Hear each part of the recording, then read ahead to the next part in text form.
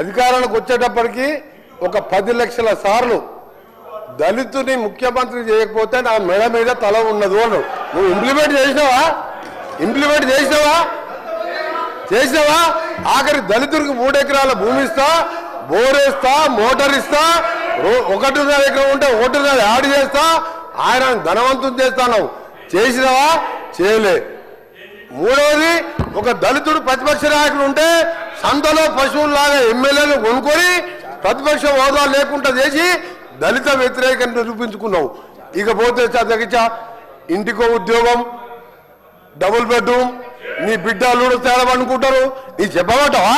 1,00,000 అబద్ధాలు ఆడి 2 సార్లు అధికారంలోకి వచ్చిన మీరు మా మేనిఫెస్టో మేము చేసిన కార్యక్రమాలు లక్షల కోట్ల మంది ఇవాళ ఆర్టీసీలో ఉచితంగా మహిళలు ప్రయాణం చేస్తున్నారు. చూస్తలేవా? 50 లక్షల కుటుంబాలకు 200 యూనిట్ల వరకు ఉచితంగా ఈ రోజు కరెంట్ ఇస్తున్న మాట వాస్తవం కాదు. ఒక ఇంటికి 600-700 అంటే సంవత్సరానికి 7,000 రూపాయలు ఇలా మిగులుస్తున్నావు. ఇంకా చేసే కార్యక్రమాలు ఉన్నాయి.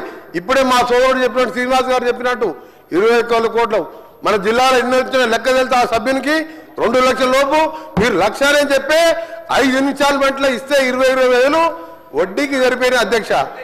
అంటే 15 ఏళ్లలో ఇన్ని చేసిన వాళ్ళం. మాకు ఇంకా 3-4 సంవత్సరాల సమయం ఉన్నది. ఇవన్నీ చేసి చూపిస్తాం. తొందరగా పడతావు. అసలు నువ్వు దళిత ముఖ్యమంత్రి అని ఇన్ని లక్షల మంది దళితులు మోసం చేసి ఇలా బీసీ కులగణన చేస్తే కేసీఆర్, కేటీఆర్, హరీష్ రావు పార్టిసిపేట్ చేయలే. అంటే మీకు ప్రజల మీద ప్రేమ లేదు. అధికారం కోసం తప్పుడు వాగ్దానాలు, 1,00,000 వాగ్దానాలు ఇచ్చును. నీవిచ్చిన వాగ్దానాలు సగం అయిపోయాయి. మిగిలినవి కూడా చేసి చూపిస్తావు. తొందర పడకు. నువ్వు పోయి రైతుల దగ్గర కాదు, రైతుల కోసం ఎవరేం చేసిండ్రు, నారాయణ డ్యామ్ ఎవరు కట్టిను, శ్రీరామ్ సాగర్ ఎవరు కట్టిను, శ్రీశైలం ఎవరు కట్టిను, ఎస్ఎల్బిసి నుంచి ఎవరు కట్టిను, కల్వకుర్తి ఎవరు కట్టిను, నెట్టెంబాడు, ఇవన్నీ చెప్పాలని చాలా ఉన్నాయి. గవర్నర్ పద్ధతికి మాట్లాడితే మంచిదని గౌరవ సభ్యునికి సలహా ఇస్తున్నా.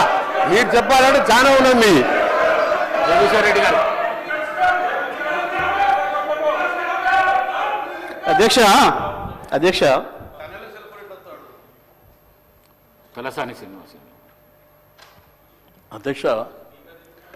మీ ద్వారా లెజిస్లేటివ్ అఫైర్ మినిస్టర్ గారు, డిప్యూటీ సీఎం గారిని రిక్వెస్ట్ చేస్తున్నా అధ్యక్ష. అంటే సభ సాంప్రదాయాల ప్రకారం నడవాలా? ఇప్పుడు మీ సభ్యులు మాట్లాడి మీ సభ్యులు ఇప్పుడు మీ 2 సభ్యులు మాట్లాడారు అధ్యక్ష. గవర్నర్ గారి అడ్రస్ మీద ఈరోజు సెషన్ అంతా నడవాలి అని మీరు అవకాశం ఇచ్చారు అధ్యక్ష. ఇట్లా ఇంటర్వ్యూన్ అయ్యి మీరు ఏదైనా చెప్పాలనుకుంటే లాస్ట్లో చెప్పండి. అంతేగాని మీరు మధ్యలో ఇట్లా డిస్టర్బెన్స్ చేసి తూకిత్తా మైకిత్తా అనుకుంటా పోతామంటే మరి సభ నడుస్తుందా? మీరు ఆలోచన చేయాలి. ఎందుకంటే ఈరోజు సభా మర్యాదలని అధికార పక్షమే కాపాడలేకపోతే ఇంకెవరు కాపాడుతారు అధ్యక్ష?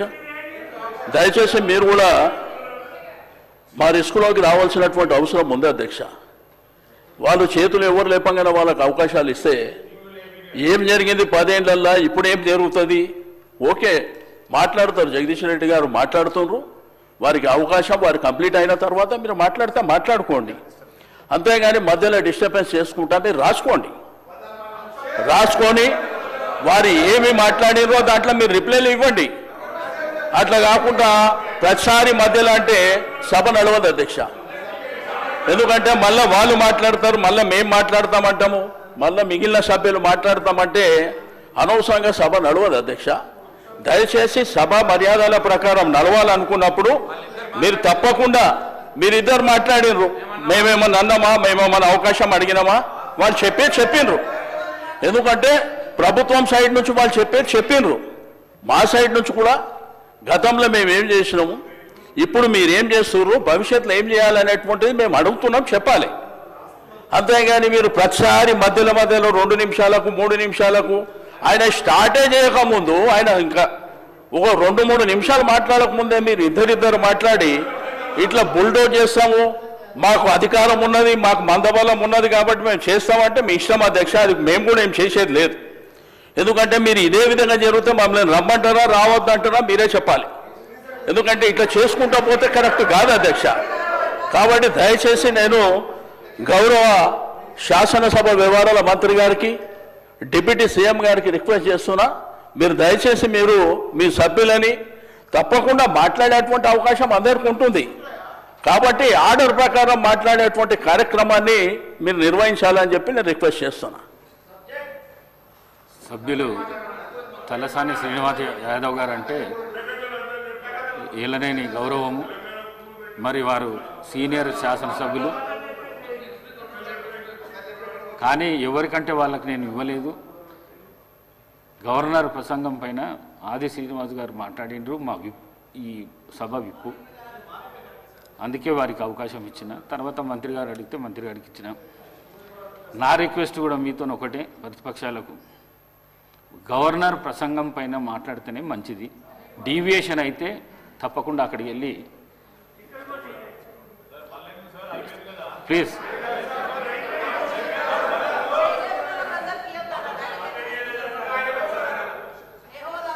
ఇప్పుడు మీరే చెప్పారు అధ్యక్ష, గవర్నర్ గారి అడ్రస్ మీదనే మాట్లాడాలని మీరు చెప్పారు. ఇద్దరు సభ్యులు అవే మాట్లాడిరా అధ్యక్ష? అవే మాట్లాడినరా? ఇప్పుడు మంత్రి గారు మాట్లాడారు, అవే మాట్లాడిరా? నేను అడిగేది ఏంటంటే, నేను ఏ సభ్యులకు అవకాశం ఇవ్వద్దని నేను అంటలేను అధ్యక్ష. మాకు అవకాశం వచ్చినప్పుడు మేము చెప్పిన తర్వాత మీకు అవకాశం ఉన్నది మీరు తర్వాత మాట్లాడండి అంటున్నా. మధ్యలో వాళ్ళు మాట్లాడి మేము మాట్లాడి అనవసరంగా సభాసాయం వృధా అవుతుంది అధ్యక్ష, అది పద్ధతి కూడా కాదు. కాబట్టి దయచేసి నా రిక్వెస్ట్ అలా సభ్యుని చెప్పనివ్వండి. చెప్పిన తర్వాత మీకు అవకాశం ఉంది, మీకు అనేక సందర్భాలలో చెప్పుకునేటువంటి అవకాశం ఉంటుంది కాబట్టి మీరు చెప్పుకోండి అని చెప్తున్నా అధ్యక్ష. Thank you. అధికార పక్షం మాట్లాడకుండా ఉండాలంటే మీరు డీవియేషన్ కాకుండా గవర్నర్ ప్రసంగం పైనే జగదీశ్వర్ రెడ్డి గారు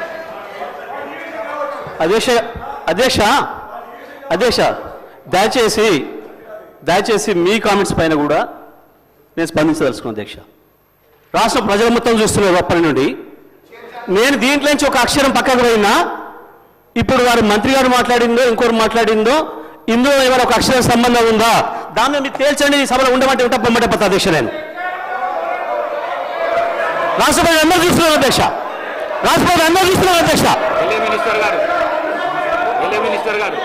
అధ్యక్ష, వారు గతంలో మంత్రిగా చేసిన వారు, అనుభవం ఉన్న వ్యక్తి జగదీశ్వర్ రెడ్డి గారు. ఈ విధంగా ప్రస్తావన తీసుకొచ్చి స్పీకర్ గారిని బెదిరించే మాట మాట్లాడకుండా ఉంటే బాగుంటుంది అధ్యక్ష. తప్పకుండా వారు వాపసు తీసుకోవాలి. ఖచ్చితంగా కూడా బెదిరించడం జరుగుతూ ఉంది అధ్యక్ష. చైర్ను బెదిరించడం జరుగుతూ ఉన్న సందర్భం ప్రత్యక్షంగా మొత్తం యావత్ రాష్ట్రానికి సంబంధించిన ప్రజలందరూ కూడా చూస్తూ ఉన్నారు. దయచేసి కోరుతా ఉన్నాం, that is not the way. Srinivas Yadav గారు 2 విషయాలు చెప్పారు, మేము విన్నాము. మళ్ళీ అదే ప్రస్తావన తీసుకొచ్చి ఈరోజు వారు చెప్తా ఉన్నారు అధ్యక్ష, గవర్నర్కు సంబంధించిన ప్రసంగానికి సంబంధించి ఏదో మాట్లాడినారు, ఆర్టిఫిషియల్ ఇంటెలిజెన్స్ అన్నారు, ఇంకేదో అన్నారు, ఇంకా విన్నాం. దానికి కూడా సమాధానం చెప్తాం, దానికి ఏం ప్రస్తావన లేదు. తిరిగి తీసుకొచ్చి గవర్నర్ ప్రసంగమే విషయంలో అనేక సందర్భాల్లో వారు చెప్పుకుంటూ పోయి 10 నిమిషాల తర్వాత ప్రసంగానికి సంబంధించిన అంశం మాట్లాడకపోక మా మంత్రి గారు కానీ మా సభ్యులు కానీ స్పందించడం జరిగింది. ఈరోజు వారు కంపారిజన్ తీసుకొస్తా ఉంటే సంవత్సరంలో మేమేం చేసినాం, 10 సంవత్సరాల్లో ఏం చేయలేకపోయినారో చెప్పింది తప్ప దీంట్లో వాస్తవికంగా వారిని ఏదో కార్నర్ చేయాలనో మమ్మల్ని ఏదో అన్నారని కాదు. దయచేసి నేను గౌరవ జగదీశ్వర్ రెడ్డి గారికి తెలియజేస్తా ఉన్నా, వారికి తెలియంది కాదు. గవర్నర్ ప్రసంగానికి సంబంధించి మీరున్నది అనుభవం ఉంది, మీకు మంత్రిగా చేసిండ్రు, ఈ విధంగా చేస్తే బాగుంటుందని చెప్పండి. మేము సాధారణంగా స్వీకరించడానికి పెద్ద హృదయంతో ఉన్నాం. కానీ ప్రతి అంశాన్ని కూడా ఇది చేయలే అది చేయలే, సంవత్సర కాలంలో ఏం చేయలేస్తారు, ప్రభుత్వం ఏం చేయదలుచుకున్నది, ఏం చేయగలిగే సత్తా ఉన్నది చూపెట్టిన అధ్యక్ష. 14 నెలలలో మేం చేసిన ప్రతి సంక్షేమ కార్యక్రమం విషయంలో వారు 2014 నుంచి 2015 వరకు ఏం చేయలేకపోయినరో 1 సంవత్సర కాలంలో నిలబెట్టి రాష్ట్ర ప్రజలకు తెలియజేసినాం. మేము ఖచ్చితంగా చెప్పదలుచుకున్నాం అధ్యక్ష. నేను దయచేసి ఈరోజు కూడా చెప్తా ఉన్నాం అధ్యక్ష, వారికంతా అనుభవం ఉంది. ఉన్న సందర్భంలో ఆ అనుభవాన్ని కూడా షేర్ చేసే ప్రయత్నం చేయమని చెప్తా ఉన్నాం. కానీ నేను ఈరోజు కూడా చెప్తా ఉన్నాం, మీరందరూ కూడా అనుభవజ్ఞులు, మీరు కూడా అనుభవజ్ఞులు సార్.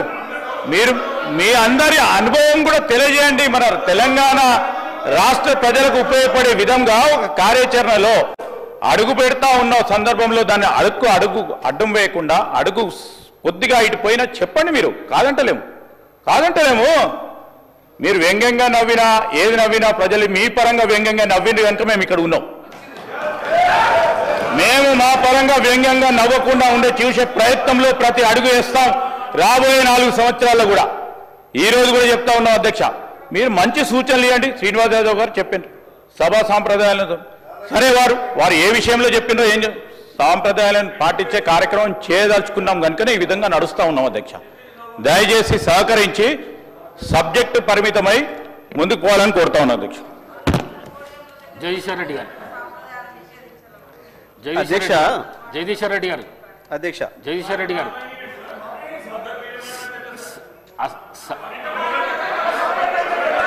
జగదీశ్వర్ రెడ్డి గారు జగదీశ్వర్ రెడ్డి గారు సార్ చెప్పండి. అసహనానికి గురి కాకండి. మేమా? మీరే రాష్ట్రపతి చూస్తున్నారు, మీరే రాష్ట్రపతి చూస్తున్నారు అధ్యక్ష, రాష్ట్రపతి చూస్తున్నారు. అధ్యక్ష అధ్యక్ష రాష్ట్ర ప్రజలందరూ చూస్తున్నారు. జగదీశ్వర్ రెడ్డి గారు ప్లీజ్, జగదీశ్వర్ రెడ్డి గారు ప్లీజ్, జగదీశ్వర్ రెడ్డి గారు ప్లీజ్ 1 మినిట్. అసహనానికి గురి కాకండి, సహనంతో మాట్లాడండి, సభా సాంప్రదాయాలను కాపాడండి.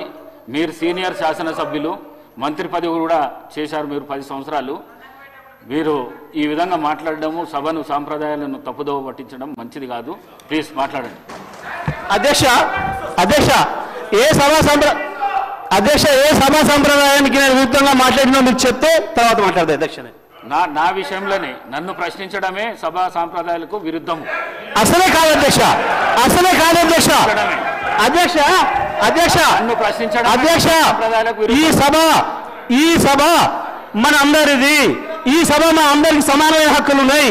మా అందరి తరఫున మీరు పెద్ద మనిషి మాత్రమే ఆడ కూర్చున్నారు తప్ప ఈ సభ మీ సొంతం కూడా కాదు. ఈ విషయం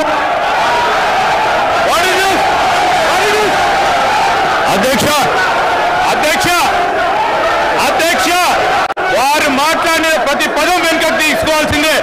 ఈ రోజు చేరి దూషించిన సందర్భంలో వారు క్షమాపణ చెప్పాల్సిందే అధ్యక్ష. అహంకారంతో మాట్లాడకూడదు అధ్యక్ష. క్షమాపణ చెప్పాల్సిందే. ఈ రోజు చైర్ పైన దూషణలు చేస్తూ బెదిరించే కార్యక్రమం చేస్తూ ఈ రోజు వారు చేసిన మాటలు విషయంలో తప్పకుండా జగదీశ్వర్ రెడ్డి గారు వారి పార్టీ పూర్తి స్థాయిలో క్షమాపణ చెప్పాల్సింది అధ్యక్ష.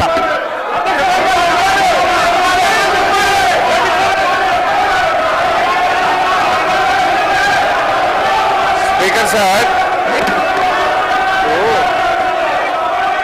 శ్రీధర్ బాబు గారు ఆ మాట వినండి. జగదీష్ రెడ్డి గారు ఏం తప్పు మాట్లాడిండు? సభలో అందరు సభ్యులకు సమానమైన హక్కు ఉంటుంది.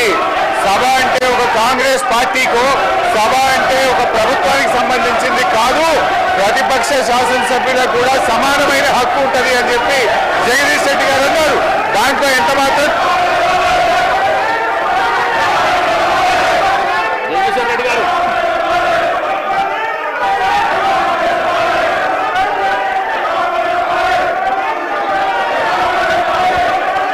అధ్యక్ష మీరు వాళ్ళని కూర్చోబెట్టి నాకు మైక్ ఇస్తే మాట్లాడతారు అధ్యక్ష.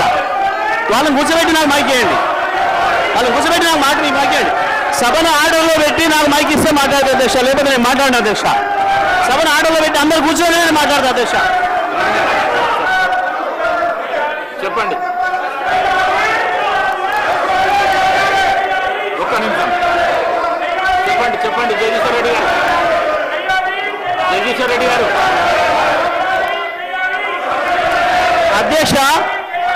అధ్యక్షుల వారి బాధ్యత సభను ఆర్డర్లో పెట్టడము. సభ ఆర్డర్లో ఉంటేనే అందరూ కూర్చుంటేనే ఒక సభ్యుడు మాట్లాడాలి. నేను సభా సాంప్రదాయాన్ని నేను మాట్లాడుతున్నా. స్పీకర్ గారి పవర్స్ గురించే నేను మాట్లాడుతున్నా. స్పీకర్ గారి ఆదేశాల ప్రకారం అందరూ కూర్చుంటేనే నేను మాట్లాడతా. నేను అదే ప్రశ్నించదలుచుకున్నా. స్పీకర్ గారి అధికారాలకు సంబంధించే మాట్లాడదలుచుకున్నా. నేను అందరిని ఆర్డర్లో పెట్టండి మీ అధికారం ప్రకారం, ఆ తర్వాత నేను మాట్లాడతాను అధ్యక్ష. ఆర్డర్లో పెట్టండి అధ్యక్ష. మొత్తం రాష్ట్రం అంతా చూస్తుంది, కావాలని నేను మాట్లాడి చెప్తున్న విషయాలు తేలాలి. సభా సంప్రదాయాలు తేలాలి, స్పీకర్ గారి అధికారాలు ఎందుకు తేలాలి, సభ్యుల హక్కులు ఎందుకు తేలాలి అని తేలితేనే నేను మాట్లాడతాను అధ్యక్ష. కూర్చోబెట్టినే మాట్లాడతాను అధ్యక్ష. నేను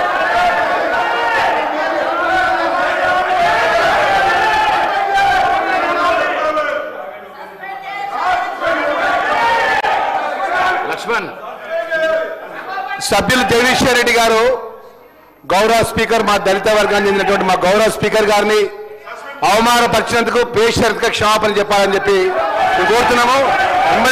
ఎందుకంటే అధ్యక్ష, ఈరోజు 10 సంవత్సరాలు ఈ రాష్ట్రంలో వారు అధికారంలో ఉన్నారు. చైర్కు గౌరవించాల్సిన కనీస మర్యాద లేకుండా పిట్టకథలు చెప్పుకుంటూ స్పీకర్ గారిని ఏకవచనంతో మాట్లాడినట్టు సందర్భంలో పట్ల తక్షణమే జగదీశ్వర్ రెడ్డి గారిని సస్పెండ్ చేయాలి. గతంలో జరిగిన సభలో మా యొక్క సంపత్ కుమార్ సభ్యుడు పేపర్ ఇట్లా పైకి ఎసిరేసినందుకే ఆయనకు శాస్త్రీయ సభ్యత్వం రద్దు చేసే విధంగా సస్పెండ్ చేసిన అధ్యక్ష. జగదీశ్వర్ రెడ్డి గారు తక్షణమే సస్పెండ్ చేయాలని చెప్పి మిమ్మల్ని కోరుతున్నాం అధ్యక్ష. దళితులపై జరిగినటువంటి అవమానాన్ని యావత్ దళిత జాతికి క్షమాపణ చెప్పాలి. మొదటి నుంచి కూడా టీఆర్ఎస్ ప్రభుత్వం దళితుల చిన్న చూపు, దళిత వర్గాల చిన్న చూపు, చైర్ మీద చిన్న చూపు. ఈరోజు జగదీశ్వర్ రెడ్డి గారు మాట్లాడిన మాట విషయం తక్షణమే ఆయన సస్పెండ్ చేయాలని చెప్పి డిమాండ్ చేస్తున్నాం అధ్యక్ష.